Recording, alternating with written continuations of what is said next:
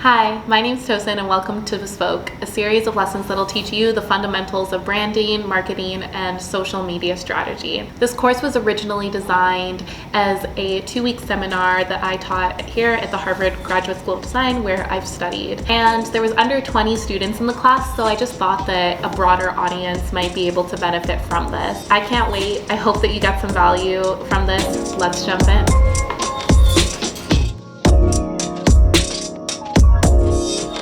Lesson 1, Personal Branding Fundamentals. What makes you indispensable? I open with this question because it's exactly what we're going to ponder through this entire workshop. And the answer is what you need to encapsulate and communicate through the way that you present to the world on and offline. We all have this understanding that as humans, we have this innate value that was gifted to us for no other reason other than that we exist. And that brings to us this interesting tension between the knowledge of the fact that there's 8 billion other people in the world, but we as individuals are indispensable. So what makes us out of the 8 billion other people so special? What can we offer to the world?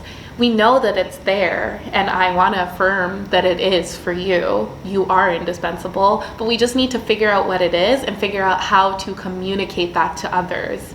This is what's going to allow us to succeed as entrepreneurs. Whether you are a design professional, you offer some type of other service, or you have a product that you sell, you need to understand what makes you as a person indispensable and how you can package that into a really bespoke and specific offering that you can give to the world and that you can command money for.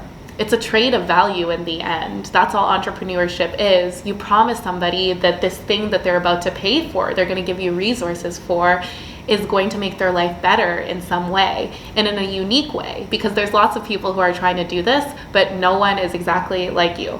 Marty Neumeier, the writer of the famous book, The Brand Gap, said that a brand is a person's gut feeling about a product, service, or company. I like to think about the birth of brands as negative and positive experiences that form memories that leave lasting impressions on audiences. Those moments become stories worth sharing, and those stories become the brand. Brands have 3 primary functions: navigation, reassurance, and engagement.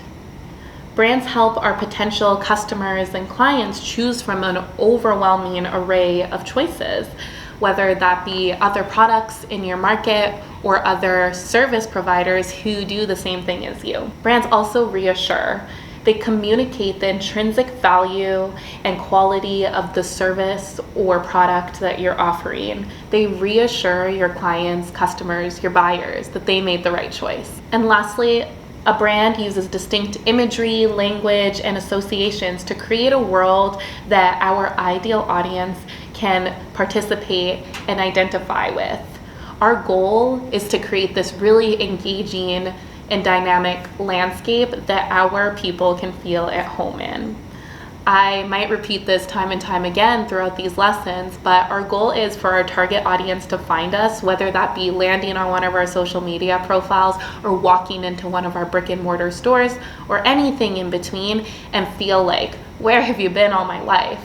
With all of these elements in mind, the act of branding is then efforts to control, manage, or influence a person's gut feeling about a public entity. If you are a personal brand, then that means that you're curating what you put out there so that people's gut feelings when they think about you resonate with whatever you're trying to sell. If you have a product offering or a service offering that's a little bit more separated from yourself, it's a very similar exercise. You're going to be trying to influence the gut feeling that people have when they think about your brand. Branding can then become an umbrella, and under it falls an array of different things like brand personality, brand voice, your logo, your graphics, your website. All of these things fall under this bigger exercise of branding, designing a website and designing a logo and shaping your brand personality and figuring out what your messaging is and how you're going to communicate that message or what your brand voice is. These are all branding exercises. So if you think about branding as the larger umbrella and all these things fall under them, then it can help you to figure out what you're doing and whether you're doing branding or you're doing marketing or a hybrid of the two. Another quote that I want to bring to your attention is something that Berg and Mann said in their book, Go Giver. All things being equal, people will do business with and refer business to those that they know, like, and trust. These three elements are probably something that you've heard before if you've been in this world of branding and marketing or read any content on it or even watched some reels or TikToks about the topic.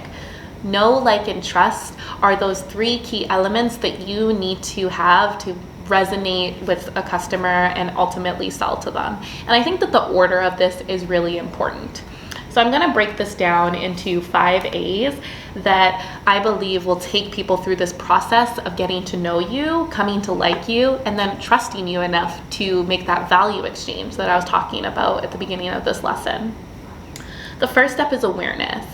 In order for people to buy anything from you, they need to know that you exist. They need to know that your offering exists. And in this day and age, there's so many different tools that make building brand awareness more accessible to us. We're lucky that we have more options than just getting an ad put up on TV or a billboard in Times Square. Nowadays, we have social media, and we can use these platforms as a vehicle to build explosive brand awareness. We'll talk a little bit more about the specifics of that in a later lesson, but I just wanted to highlight that the first step in any of this is building brand awareness. Once you have a certain element of awareness, or once an individual is aware of you, they need to appreciate you, which moves us to the second stage, brand appreciation. We can think about this on a global scale or on an individual scale, but I'll talk about it more on an individual scale just to make it a little bit more tangible for us today.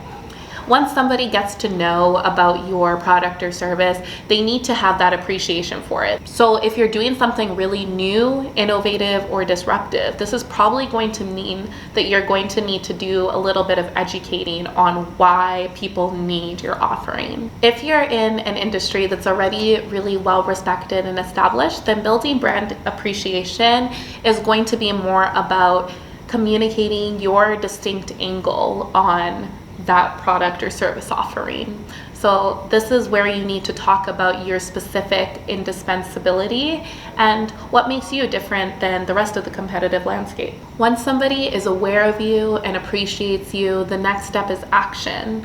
Here's where things start to fall off often.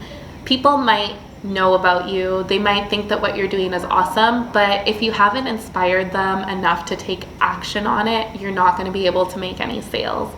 And so our goal is to move people through this journey of getting to know us, appreciating us, and then trusting us enough to reach out or send us a message or hire us or click that purchase button. The action stage could be something that is really short-lived, like if you have a lower ticket product offering, or it could be long and extended, like if you sell higher ticket services, then maybe the goal is just to get people in your circle DMing you, talking to you, and maybe one day down the line, it could be months or even years later, they'll eventually hire you for something. The fourth stage of this journey is adherence. Hopefully at this point, this person has made a purchase from you, and then you want them to keep coming back. You want them to adhere to your brand. You want to give them such a positive experience that they're going to become a recurring customer, or they're just going to become a super fan. If you can achieve that, then this person has moved into the stage of advocacy. This is where those referrals come in. If you have wowed them every step of the way throughout this journey, they can become a brand advocate for you, telling other people about where they bought your product from and sending them your way, or giving referrals to friends that might be looking for a similar service. Now, I know that personal branding is such a buzzword these days, and it leaves a sour taste in some people's mouths, but no matter how we feel about the terminology, a personal brand is going to be a really effective tool to attract an audience through this journey of becoming aware of you, working with you, and ultimately vouching for you.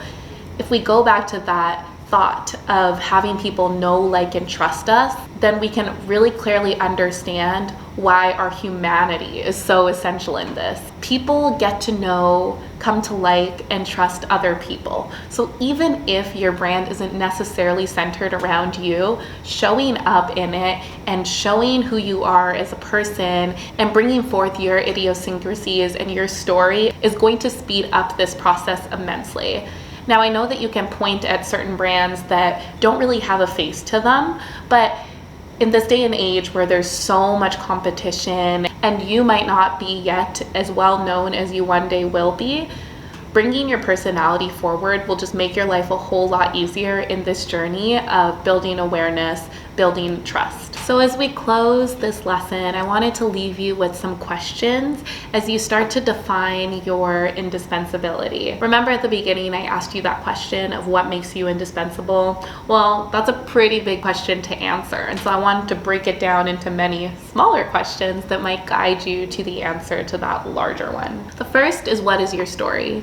Why did you come to this point where you wanted to be an entrepreneur? It's a pretty difficult career path, and I found that with every founder I've been able to speak to and get to know, there's often a really compelling story that brought them here. What is it? Is there a way that you can share it with people so that they can resonate more with your brand and your mission? What are the defining features that differentiate your work from your peers? What adjectives would you use to describe yourself? What about your work? What is your mission? What do you hope to add to the world through your work? What are your values? How would you like people to feel when they interact with you? If you're just as captivated by these topics as I am, then you can look into our Essential Guide to Visual Branding. It's an ebook and toolkit that walks you through in detail the entire branding purpose and embeds these theories of marketing, behavior economics, and psychology that inform visual design. Our goal is to ensure that all of your visuals are not only beautiful, but strategically rooted. In the ebook and toolkit are these worksheets that will help walk you through the steps of branding yourself. We hope you'll check it out. It's a really great way of supporting our studio and allowing us to continue to bring you this type of content. If you're following along with the readings in the Essential Guide to Visual Branding, then now's a really good time to go over Chapter 1. Foundations. This will walk you through in detail all the things that we talked about and empower you with some worksheets that will allow you to work these things out for yourself. I hope that you've enjoyed and gotten some value from this lesson. We're going to dive a lot deeper into some of the topics that I touched on in our next lessons. But until then, I'll leave you with the question of what makes you indispensable.